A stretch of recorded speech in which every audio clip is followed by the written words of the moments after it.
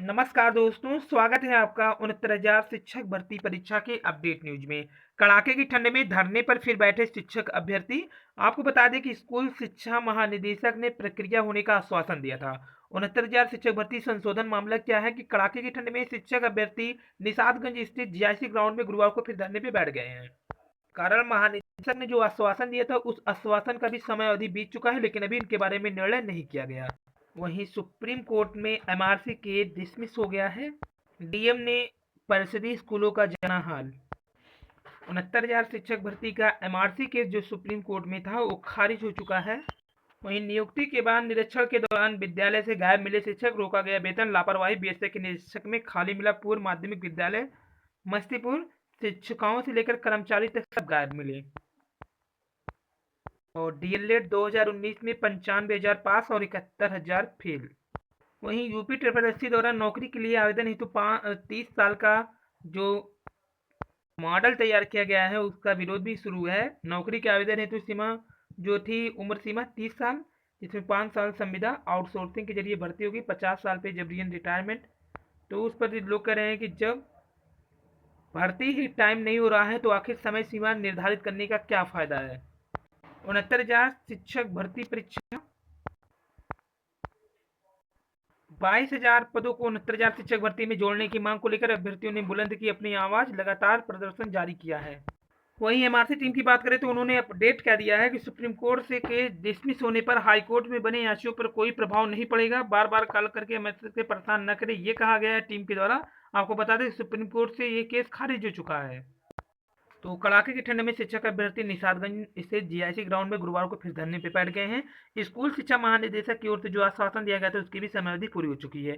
इसके बावजूद अभी तक इन शिक्षक अभ्यर्थियों पर कोई निर्णय नहीं लिया गया है। अभ्यर्थियों को शाम को महानिदेशक से बात हुई। अभ्यर्थियों ने बताया कि उन्होंने 2-4 दिन में प्रक्रिया होने का आश्वासन दिया था। फिर 69,000 शिक्षक भर्ती के तहत शिक्षक अभ्यर्थी बेसिक शिक्षा निदेशालय पर संशोधन की मांग को लेकर आए। सुबह से स्कूल शिक्षा महानिदेशक विजय किरण आनंद से मिलने का इंतजार कर रहे थे, लेकिन सुबह महानिदेशक ने मिलने से इनकार कर दिया। बता दें कि संशोधन की मांग को लेकर शिक्षक अभ्यर्थी का जो 35 दिन तक धरना चला था उसमें 35वें दिन 11 जनवरी को रात स्कूल शिक्षा महानिदेशक ने आश्वासन दिया था कि 10 दिन में समस्या का हल कर दिया जाएगा। अभ्यर्थियों का कहना है कि अब 18 दिन हो गए, बीते 18 दिन बीत गए हैं, किसी प्रकार का कोई भी संशोधन को लेकर शासनादेश जारी नहीं किया गया है। शिक्षक अभ्यर्थी विकास ने बताया कि निदेशालय में शाम को स्कूल शिक्षा महानिदेशक के पास दोबारा मिलने पहुंचे तो उन्होंने बात किया। महानिदेशक ने बताया कि प्रक्रिया चल रही है, 2-4 दिन में हो जाएगा। तो ये अभ्यर्थी कड़ाके के ठंडे में फिर पहुंच गए हैं। संशोधन का मैटर बता दें, अधिक प्राप्तांक या पूर्णांक वालों का भी रोका गया है। इन पर फैसला 10 दिन में कहा गया था, लेकिन 18 दिन बीत गए हैं। अब फिर इनको समय दे दिया गया है 4 दिन का। और बात कर लेते हैं सुमन के द्वारा दिए गए अपडेट न्यूज पे। तो ये देखिए वहाँ पे बताया क्या गया था कि कल की बात है कि मैं स्वयं DM office, ADM city, DSA office को ज्ञापन देने गई थी।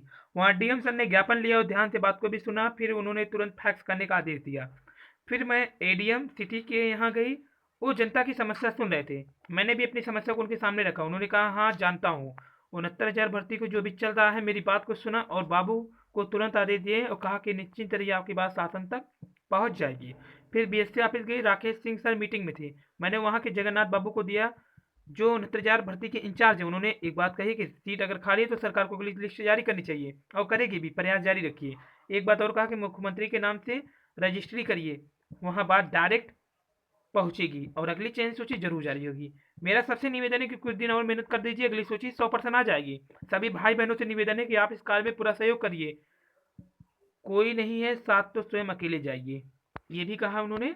और पूरी पिक ये कौशल राज शर्मा आईएएस जिलाधिकारी बनारस, और जो तीनों जगह इन्होंने अपना ज्ञापन सौंपा था उसकी कॉपी भेजी।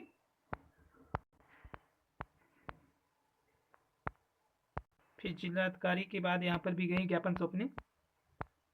ये पूरी अपडेट न्यूज है। थर्ड काउंसलिंग को लेकर के जहाँ जहाँ हो गई थी, राकेश सिंह सर, गुलाब चंद सर, कौशल रजत शर्मा सर, इन सबसे मिला और सबके पास ज्ञापन सौंपा।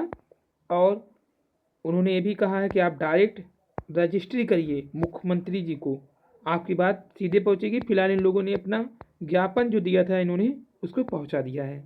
थर्ड काउंसलिंग के लिए लगातार अभ्यर्थियों का ज्ञापन कार्यक्रम जारी है। थर्ड काउंसलिंग के लिए अधिकारियों की ओर से जो आश्वासन मिल रहा है, ये कहा जा रहा है कि खाली सीटें हैं 100% होंगी, हालांकि प्रयास जारी रखिए। वहीं थर्ड काउंसलिंग की टीम की ओर से क्या कहा जा रहा है कि सबसे अनुरोध है कि 15 फरवरी तक नियुक्ति पत्र चाहिए, तो सबके इस विचार पर जरूर मंथन करना चाहिए। अगली चयन सूची प्रतीक्षा सूची जारी कराने के संबंध में जो रणनीति है उनकी कि 27 जनवरी से लेकर 31 जनवरी तक प्रत्येक जिला में ज्ञापन कार्यक्रम पूर्ण कर लिया जाए, जो कि 27 से चल भी रहा है, और कल 31 यानी कल कंप्लीट कर लिया जाए। ज्ञापन जो इनका था सांसद जी, विधायक जी, डीएम महोदय, बीसीएम महोदय सभी को पहुंचा भी दिया गया है। अब इन्होंने जो दूसरा रणनीति शेयर किया है, पहले रणनीति कल कंप्लीट कर लेंगे अगर, तो 1 फरवरी से 4 फरवरी तक महानिदेशक सर से इनको ज्ञापन सौंपना का कार्यक्रम है, फिर माननीय बेसिक शिक्षा मंत्री जी को, फिर अपर मुख्य सचिव मैम को, और एससीईआरटी पर अन्य अधिकारी महोदय से। तो ये कहें आगे कि संभव हो तो मुख्यमंत्री जी से भी मिलकर के ज्ञापन सौंपा जाए। थर्ड काउंसिलिंग की ये थी रणनीति। और ये लेटर जो कि वहाँ पे महिला अध्यापक जब गई थी शिक्षण कार्य के लिए, तो वहाँ पर बदतमीजी किया उन अभ्यर्थियों ने, जहाँ कार्यक्रम चलाया।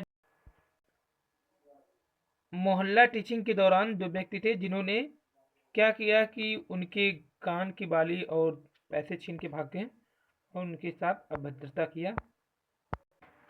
और डॉक्टर सतीश द्विवेदी, बेसिक शिक्षा मंत्री उत्तर प्रदेश, कन्नौज प्रवास के दौरान त्रिपुरा स्टेट की महारानी श्रीमती सुनीता सिंह जी के आवास पर भारतीय जनता पार्टी के जिला अध्यक्ष एवं वरिष्ठ नेताओं के साथ बैठक किया, जिसमें उन अभ्यर्थियों ने जो कि कन्नौज से ही थे जाकर मुलाकात कुछ अभ्यर्थियों ने किया। यहाँ पर देखिए ट्वीट भी किया है कि 69,000 सीट में 22,000 सीटों को ऐड करें, और नीचे कई ट्वीट ऐसे आए हैं जो कि थर्ड काउंसलिंग के लिए इनसे ज्ञापन सौंप करके प्रार्थना किया गया है कि उसको जल्द से जल्द करा जाए। और बात कर लेते हैं आवंटन की, तो 540 शिक्षकों को मिले विद्यालय, क्योंकि देखिए आवंटन के ऊपर डिपेंड होगा थर्ड काउंसलिंग। कारण क्या है कि जब तक आवंटन क्लियर नहीं हो जाएगा, थर्ड काउंसलिंग वाला मैटर थोड़ा हाईलाइट नहीं हो पाएगा। कारण क्योंकि संशोधन वाला भी एक मैटर अटका है, प्लस ये आवंटन का, क्योंकि आवंटन वाले में 2 दिन सर्वर प्रॉब्लम के कारण नहीं हो पाया था। तो यहाँ काउंसलिंग के दौरान बीएससी कार्यालय में लगी महिला शिक्षिकाओं की कतार, नियुक्ति पत्र मिलने के बाद लगभग 1 महीने से विद्यालय आवंटन की बाट जोर है। 69,000 शिक्षक भर्ती के अवशेष शिक्षकों को गुरुवार को विद्यालय आवंटित कर दिया गया। बुधवार से शुरू हुई यह प्रक्रिया गुरुवार देर शाम तक चली।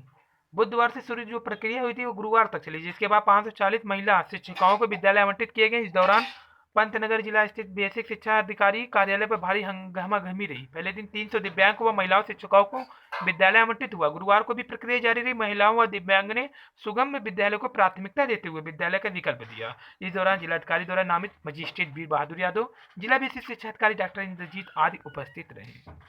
और जिला पर सब लिस्ट भी लग चुके हैं। और अब शिक्षकों के लिए इंग्लिश स्पीकिंग कोर्स भी शुरू करने के लिए तैयारी कर लिया गया है। अंग्रेजी माध्यम के प्रसिद्ध स्कूलों में तैनात शिक्षकों को अब अंग्रेजी में दक्ष बनाने का प्रयास किया जा रहा है। कोशिश की जा रही है कि विद्यार्थियों को पढ़ाते समय उनसे अंग्रेजी में बात भी की जाए। यानी 69,000 शिक्षक अभ्यर्थियों को अब इंग्लिश स्पीकिंग कोर्स भी सीखना पड़ेगा, क्योंकि जो नए शिक्षक हैं उनके लिए प्रसिद्ध स्कूलों में अब अंग्रेजी माध्यम, जिसे दीक्षा ऐप पर पंजीयन कराकर 31 मार्च तक पूरा कर सकते हैं प्रशिक्षण, और पुराने टीचर को भी शामिल किया जाएगा इसमें। तो देखिए कौशल बढ़ाने के लिए दीक्षा ऐप के माध्यम से इंग्लिश स्पीकिंग कोर्स शुरू किया जाएगा और प्रशिक्षण 31 मार्च तक पूरा कराया जाएगा। बेसिक शिक्षा जिलाधिकारी संजय कुशवाहा ने बताया कि स्कूलों की दशा सुधारने की कवायद चल रही है। खास तौर पर अंग्रेजी माध्यम के स्कूलों में पठन पाठन के स्तर को ऊपर उठाना है। कारण क्या है कि अब अंग्रेजी मीडियम स्कूल स्तर से कंपटीशन सरकारी स्कूल कर सके, इसलिए कस्तूरबा गांधी आवासीय बालिका विद्यालय को भी इस योजना में शामिल किया गया है। यहाँ की अंग्रेजी की विषय पढ़ाने वाली शिक्षकों व शिक्षकों के लिए इंग्लिश स्पीकिंग कोर्स शुरू किया जा रहा है। विभाग के सभी शिक्षक दीक्षा ऐप के माध्यम से अंग्रेजी बोलने का कौशल बढ़ा सकते हैं। इसके लिए अध्यापक को अपना पंजीयन ऐप पर कराना होगा। इसके बाद बताया गया तो तरीके का पालन करना होगा। वहीं आरआरबी एनटीपीसी के तीसरे चरण की परीक्षाओं के लिए डाउनलोड होने लगे हैं प्रवेश पत्र। अब non technical popular category NTPC परीक्षा का तीसरे चरण का शेड्यूल जारी कर दिया गया है। अभ्यर्थियों के प्रवेश पत्र डाउनलोड होने शुरू हो गए। 31 जनवरी से आरआरबी एनटीपीसी परीक्षा का तीसरा चरण शुरू होगा, जो कि 12 फरवरी तक चलेगा। इस दौरान देश भर में करीब 28 लाख अभ्यर्थी शिरकत करेंगे। इसमें आरआरबी प्रयागराज के जो अधीन कुल अभ्यर्थियों की संख्या 2.25 लाख के आसपास है। आरआरबी प्रयागराज कुल 4,099 पदों के लिए परीक्षा ले रहा। दूसरे चरण में होने वाले अभ्यर्थियों को उनके परीक्षा केंद्र के शहर के बारे में आरआरबी प्रशासन ने जानकारी दे दी है। अब परीक्षा के लिए प्रवेश पत्र डाउनलोड होने शुरू हो गए हैं। आरआरबी प्रयागराज के चेयरमैन जमाली ने बताया कि दूसरे चरण की परीक्षा 30 जनवरी तक होगी। एनटीपीसी फेज 3 की परीक्षा ई कॉल लेटर एडमिट कार्ड परीक्षा अभ्यर्थी डाउनलोड कर सकते हैं। वहीं हाई स्कूल और इंटर की परीक्षा का पैटर्न भी बदलेगा। 3 घंटे का पेपर अब 2 भागों में होगा। 30 अंक वस्तुनिष्ठ के, बाकी 70 अंक वर्णनात्मक प्रश्न के लिए मिलेंगे। सत्र 2021-22 से लागू होगा। कारण क्या है, कोरोना से प्रभावित जो समय जाया हुआ है उसका भरपाई करने के लिए परीक्षा पैटर्न भी चेंज है, क्योंकि सिलेबस भी कम कर दिए गए हैं। और उत्तराखंड की तर्ज पर यूपी में बने अनिवार्य सेवानिवृत्ति की पॉलिसी। राज्य कर्मचारी परिषद के अध्यक्ष ने मुख्यमंत्री व एससी कर्मचारी को लिखा पत्र। कहा, पारदर्शी नीति लागू करने से कर्मचारी का अनावश्यक उत्पीड़न भी रुकेगा। तो ये थी आज की न्यूज। पसंद आया लाइक सब्सक्राइब शेयर कीजिए। धन्यवाद, थैंक यू।